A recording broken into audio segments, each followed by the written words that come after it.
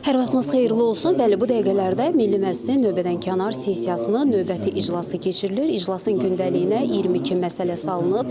İclasda bəzi qanunlara, o cümlədən vergi məcəlləsinə, əmək məcəlləsinə, cinayət məcəlləsinə, cinayət prosessual məcəlləsinə, digər sənədlərə bəzi dəyişikliklərin edilməsi gözlənilir. Həmin qanun layihələri bugünkü iclasda müzakirəyə çıxarılacaq. Eyni zamanda Milli Məclisdə Azərbaycan və Sudan hökumətləri arasında diplomatik pasport sahiblərinin vizadan qarşılıqlı azad edilməsi haqqında saziş də müzakirəyə çıxarıldı və təsdiq olundu.